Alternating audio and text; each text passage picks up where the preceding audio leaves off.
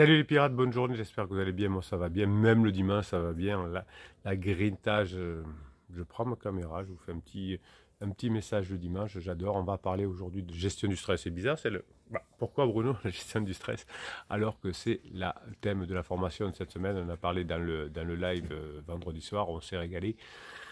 On souffle un peu la gestion du stress. Si vous êtes stressé, vous n'allez pas réussir à récupérer votre conjoint puisqu'il va le sentir, elle va le sentir par ses neurones miroirs. Et je vais vous expliquer pourquoi aujourd'hui, qu'est-ce qui se passe dans votre cerveau quand vous avez du stress. Donc je vais vous parler du cortex préfrontal que vous aimez bien, qui est le directeur, chef. C'est le chef, le directeur général du cerveau, qui est responsable de la raison, du jugement, du contrôle, des impulsions positives. Hein, c'est lui qui vous permet de planifier, de prendre des décisions, d'aligner les comportements sur les normes sociales, d'aligner les pensées sur vos objectifs, sur les actions. Donc c'est quand vous avez bossé, quand vous avez appris par exemple comment on gère son stress, comment on procrastine plus, comment on est plus léger, comment on est un homme dont la femme rêve, comment on est une femme fatale, etc. On l'a compris, on l'a appris et grâce au préfrontal, on le met en application. La problématique pour la plupart des bébés pirates, c'est qu'on est fatigué au début de la crise et comme votre conjoint est épuisé à la fin, vous êtes épuisé au début hein, parce que vous en prenez tellement sur la tête. Et donc la partie du préfrontal consomme beaucoup d'énergie, se fatigue rapidement et ne fonctionne pas bien sous le stress. C'est pour ça que l'on va, dans cette formation, apprendre à mieux gérer son stress. Donc pour aider votre cortex préfrontal à fonctionner au mieux, vous allez choisir des comportements, je vous apprends à le faire dans la formation évidemment, qui vont augmenter la concentration, qui vont vous permettre de prioriser et d'éliminer les fameuses distractions. Donc finalement, vous avez différentes zones de votre cerveau qui sont pertinentes, qui fonctionnent, mais pour récupérer votre conjoint à long terme, il va falloir apprendre à différer ses plaisirs immédiats. Et si vous arrivez à faire ça, eh bien, il y a des chances que vous vous sentiez mieux dans votre vie. Vous savez que j'ai accompagné beaucoup de sportifs de haut niveau, j'en avais 8 à Tokyo, je vous l'ai dit souvent, des forces de sécurité, et les neurosciences m'ont aidé finalement à leur faire comprendre ces choses importantes du cerveau.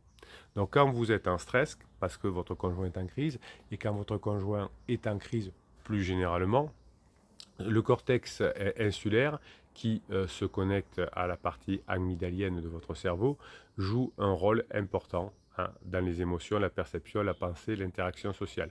Donc si vous ne maîtrisez pas vos pensées, vos émotions, vous avez finalement votre interaction sociale avec votre conjoint qui va être défaillante.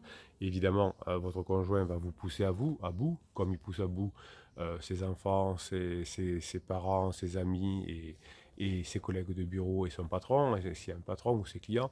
Et c'est pour ça qu'au fil du temps, vous prenez la vague en premier puisqu'on croit que le problème vient de vous. Après, c'est la famille proche. Après, c'est les amis. Et en dernier, les enfants.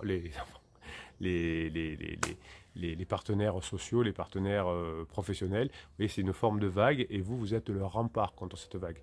Si vous faites ce qu'il faut, si vous stoppez la crise existentielle de votre conjoint dans sa tête, à lui ou à elle, ce sera beaucoup plus facile d'y arriver. Donc finalement, les personnes qui vont faire de la neurohypnose vont développer un insula antérieur droit plus épais. Chaque fois que vous faites une séance de neurohypnose, vous avez l'insula antérieure droite qui va devenir plus épais et donc vous allez apprendre petit à petit à mieux gérer vos pensées et vos émotions. La partie amygdalienne du cerveau, l'amygdale qui est en forme d'amande, donne la priorité aux émotions et beaucoup plus de poids aux émotions importantes comme la peur pendant la crise existentielle de votre conjoint, pendant la crise de couple. C'est pour ça que vous êtes flippé, je vous tire les oreilles de temps en temps.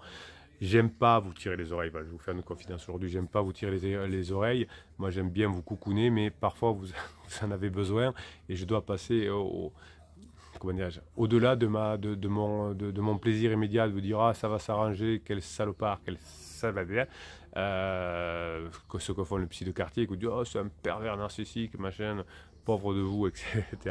Ben moi j'aimerais vous dire ça aussi, mais ça ne saurait pas vous rendre service. Il vaut mieux vous dire la vérité, la réalité des choses et vous bougez. D'ailleurs, vous êtes particulièrement performant parce que des fois, à la suite d'un coaching, je me dis purée, t'y allais un peu fort peut-être, et vous me dites, Bruno, vous m'avez dit exactement les mots qu'il me fallait pour me bouger. Hein. Donc voilà, donc bon, après, je fais ça depuis 1999, donc je peux vous aider ainsi. Donc l'émotion comme la peur, hein, c'est quelque chose qui ressort très fort, hein, en mode de survie pendant le début de la crise existentielle en tout cas, et puis au fur et à mesure des formations que vous faites, au fur et à mesure des séances de neurohypnose que vous faites, ça va beaucoup mieux. Les neurohypnoses les fichiers de neurohypnose sont dans chacune des formations. Vous avez une musique, vous avez des sons binauraux qui calment votre cerveau, et vous avez des messages subliminaux que vous n'entendez pas ou pratiquement pas, qui rentrent directement dans votre inconscient. Chaque fichier de neurohypnose est lié à la formation. Alors quand vous êtes un bébé pirate, que vous avez acheté une formation, souvent vous m'envoyez un message, Bruno, je ne comprends pas, on entend dans les séances de neurohypnose, on n'entend presque pas votre voix. Genre Bruno, ben, il est un peu, il fait des trucs, mais il contrôle pas si ça marche après. Il est bête ce Bruno quand même, ça marche pas, hein, Bruno. Heureusement que je suis là pour vous le dire. Donc ça, c'est parce qu'on est un bébé pirate flippé. Alors très gentiment, je réponds effectivement comment fonctionne la neurohypnose, mais vous voyez que quand on va trop vite, quand on est flippé un peu, au lieu de contrôler, de chercher, on dit allez, on va poser la question, etc. Donc je vois aussi des fois dans les suivis des coachings, je vois aussi votre degré de flip. La plupart des pirates m'envoient un ou deux, trois messages, allez, 2 à 3 messages en moyenne après le coaching, parce que vous savez, on oublie de poser des questions. Et puis il y a des personnes qui, les 3 premiers jours, m'envoient 15 messages, comme si on était allé chez le médecin. Le médecin donne le traitement, et puis tous les quarts d'heure, on tape à la porte. Docteur, il m'a envoyé ça, c'est normal. Donc c'est le flip, hein, c'est le normal. On a peur quand on est en stress, et qu'on croit que la relation est terminée parce que notre conjoint nous a dit que c'était mort, que c'était fini, qu'il ne reviendrait pas, qu'il ne vous aime plus, que ça fait longtemps, etc. Et qu'on est un bébé pirate et qu'on le croit, qu'on croit ce déclaratif. Donc le stress continu va produire des changements physiques dans l'amygdale. Donc c'est pour ça que vous avez intérêt à partir de cette formation de diminuer votre stress, parce que si vous êtes stressé trop longtemps, votre amygdale change physiquement. C'est ce qui arrive à votre conjoint en crise. À force d'être stressé, vous savez, on ment à tout le monde, même à son patron, même à ses enfants, même à soi-même. Et donc finalement, on stresse beaucoup, et donc on a l'amygdale qui se modifie, et c'est pour ça qu'on finit en phase d'épuisement. L'hippocampe va transformer les souvenirs à court terme en souvenirs à long terme. Donc la partie mémoire de travail fonctionne mal pendant la crise de votre conjoint également, et c'est pour ça qu'on se souvient généralement que des choses négatives. Alors quand votre conjoint se souvient que des choses négatives, ça veut dire qu'il est en stress, en panique, en mode de survie. Et vous aussi. La plupart du temps, on voit la différence entre un bébé pirate qui commence et qui va récupérer son conjoint mais qui aura du boulot, et le pirate qui récupère son conjoint parce qu'il a travaillé. Ben, on voit le ton. Hein. Quand on est bébé pirate, on raconte ce qui ne va pas, et quand on est pirate, on raconte ce qui va bien. Donc plus vous allez raconter là en commentaire des vidéos ou sur le groupe Facebook ce qui va bien, plus vous direz ça y est, là je suis en chemin, là je tiens le bon bout, là je vais y arriver. Donc pour améliorer la mémoire et réduire votre stress, vous aurez dans la formation des exercices pour naviguer avec des aides finalement qui ne sont pas électroniques, mais des aides physiques et biologiques. L'hypothalamus modère les processus métaboliques, en particulier en contrôlant la prise alimentaire. C'est pour ça que quand vous êtes stressé, vous perdez du poids au début. Hein. C'est tout à fait traditionnel.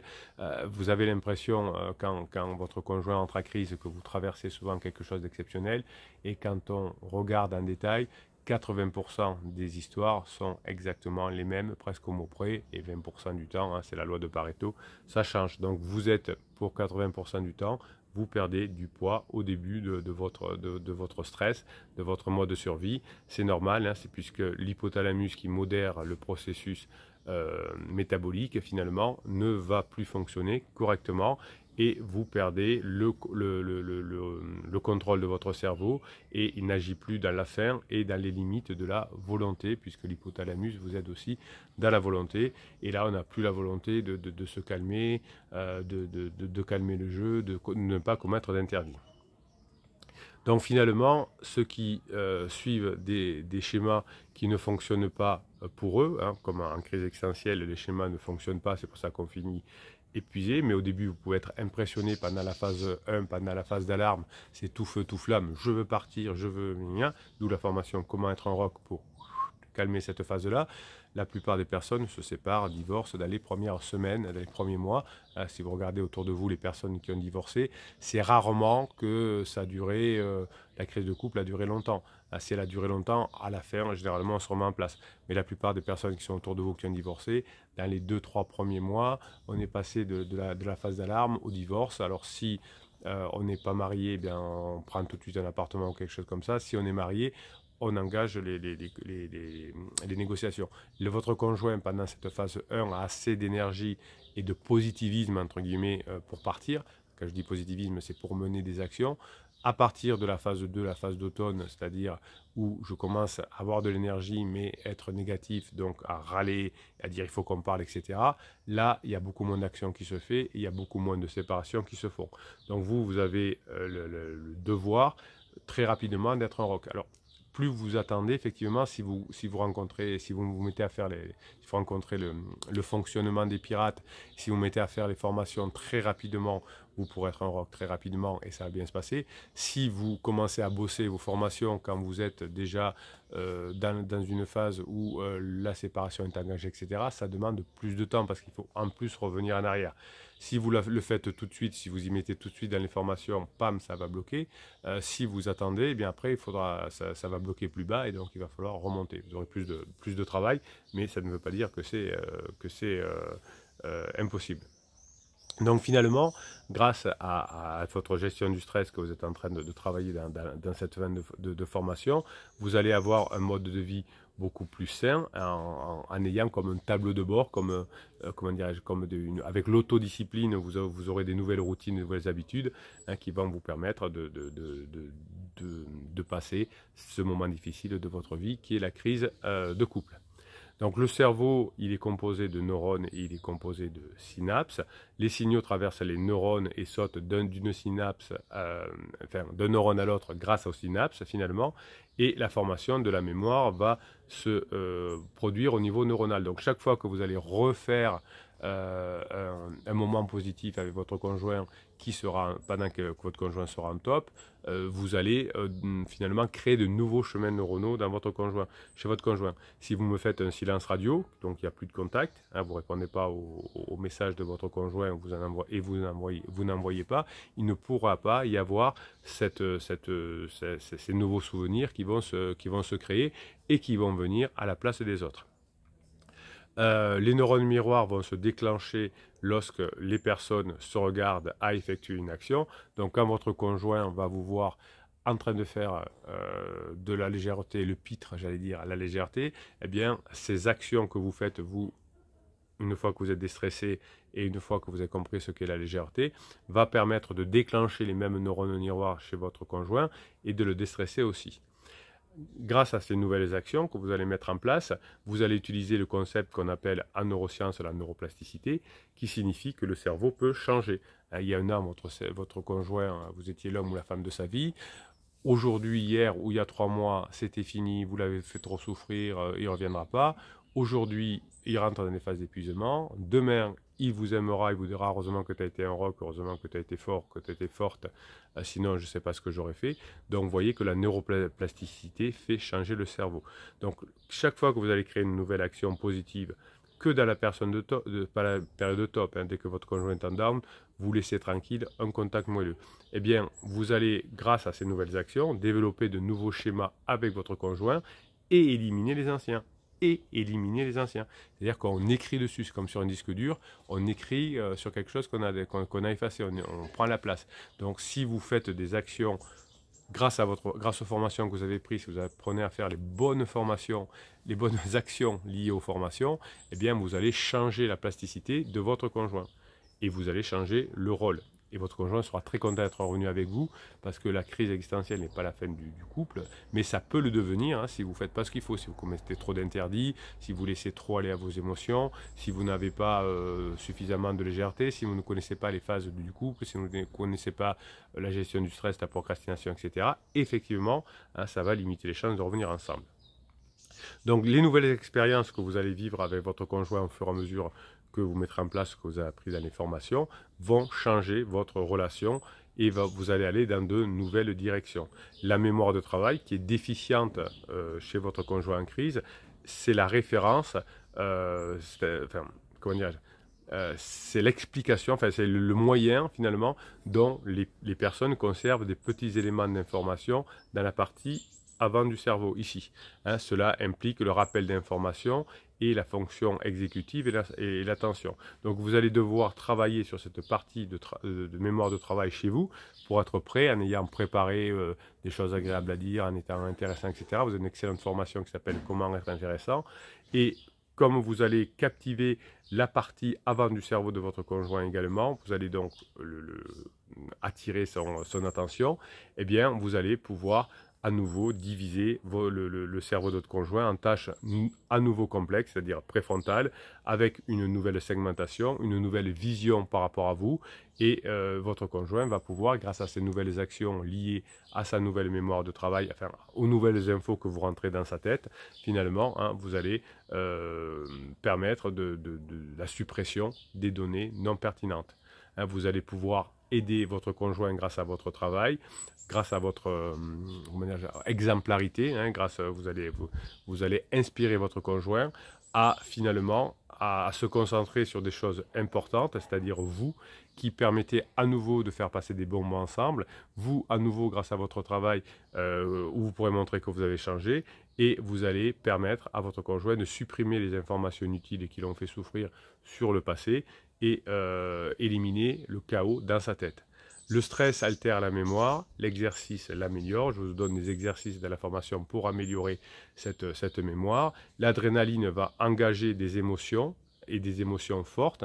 Pendant la première phase de la crise de votre conjoint, il y a beaucoup d'adrénaline. C'est pour ça qu'on veut partir, et c'est pour ça qu'on veut tout casser, c'est pour ça qu'on veut divorcer rapidement, qu'on veut vendre la maison, etc. Et que vous, grâce à la formation Comment être un rock, vous allez créer des souvenirs plus forts plus tard avec des événements émotionnellement importants, parce que vous aurez compris grâce au storytelling, grâce à la formation Comment susciter le désir, vous aurez appris à changer le mode de fonctionnement avec votre conjoint. Et quand on change la relation avec quelqu'un, évidemment, ça aide l'autre à changer. Alors, Bruno se calme. Alors, on va aller chercher des informations dans les commentaires des pirates. On va prendre des nouvelles des pirates, ou qu'est-ce que vous devenez, etc. Et on va essayer de se donner un coup de grinta. Je vous rappelle que si vous voulez augmenter les probabilités de revenir ensemble, vous allez écrire en commentaire, là, qu'est-ce qui va bien aujourd'hui, qu'est-ce que vous avez appris dans les formations, qu'est-ce que vous allez mettre en place. Tout ça va vous mettre votre boussole interne vers le bon moment, et aussi encourager les pirates qu'ils font. Voilà, c'est super top.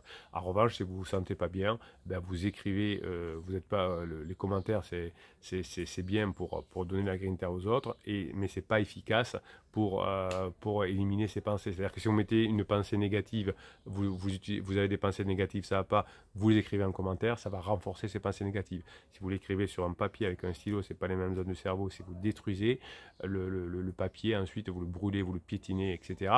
Là, c'est efficace. Donc ne me faites pas l'inverse. Deux efficacités. Si ça ne va pas, c'est sur un papier et on déchire. Et ensuite, on écrit un commentaire avec du côté positif. Qu'est-ce que je vais faire, qu'est-ce que j'ai appris, etc. Et ça vous fait un double effet qui se coule, puisque vous allez avoir ce bouillon de culture positive qui vous permet d'avancer. Allez, on va aller suivre les aventures de Tiatana Titi, qui a eu la gentillesse de nous faire part de son histoire, comment ça va mieux avec son conjoint, et elle continue tous les jours, certains jours, à vous expliquer comment ça va mieux pour vous donner la grinta.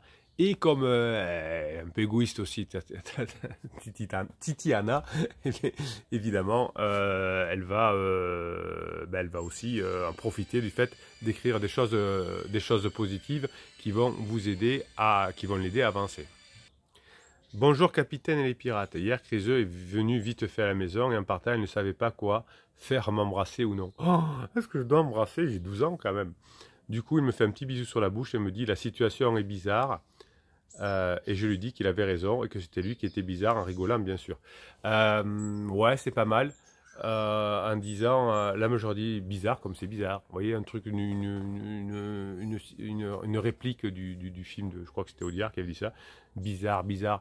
Bizarre, c'est pas un vent. Ah non, c'est le blizzard, je confonds. Vous voyez un truc, voilà, plutôt que de dire c'est toi qui es bizarre, en rigolant bien sûr, c'est bien, hein, évidemment. Je lui dis également que c'était à lui de voir et d'y aller à son rythme, no stress là.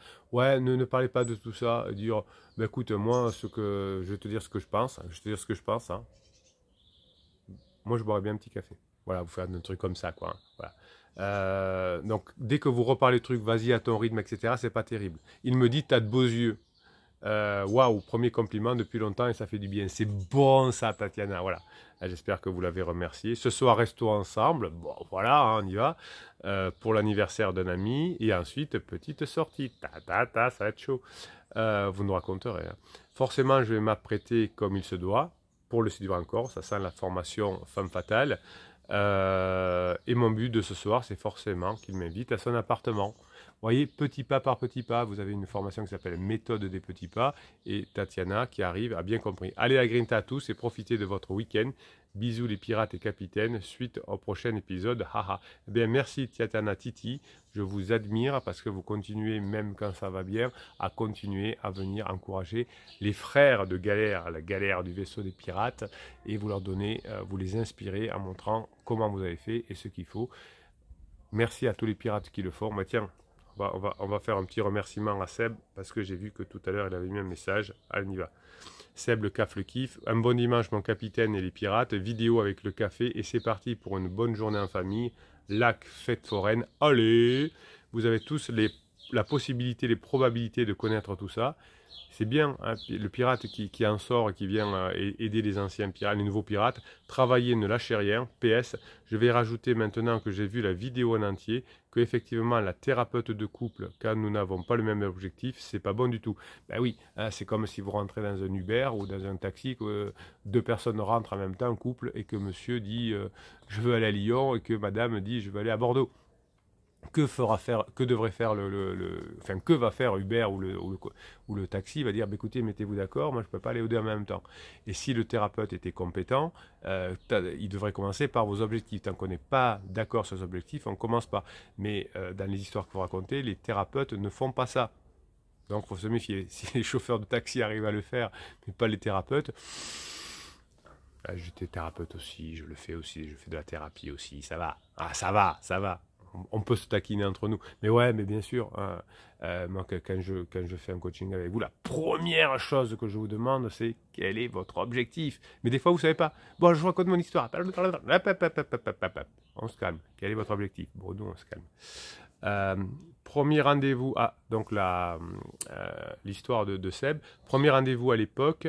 Pour nous, je me suis dit ça a été, puis un rendez-vous individuel, chacun pour finir son rendez-vous de compte rendu, pour qu'elle me dise « Monsieur, c'est terminé, son cœur est ailleurs » et blablabla. Moi, alors vous voyez que Seb est revenu ensemble, hein, donc elle était très pertinente, ce thérapeute. Moi effondré et seulement fœtus pirate, j'adore ça, fœtus pirate, j'ai fait tous les interdits, etc. Mais je n'ai rien lâché, j'ai travaillé dur et me voilà à plus de 7 mois de retrouvailles, en plein début de notre phase de grande intimité. Voici les pirates. Allez. C'est très bien, raconter les histoires du passé, comment ça s'est passé quand vous étiez en galère. Vous voyez comme ça vos évolutions. Et vous voyez que la thérapeute qui a dit c'est fini, elle vous aime plus qu'à... On va reprendre quand même. C'est terminé, monsieur, son cœur aime ailleurs, blablabla. Donc la thérapeute ne connaissait même pas les phases du couple et les cris existentiels. Hein, tant pis, hein, bon, voilà. Il y a les formations qui existent du capitaine.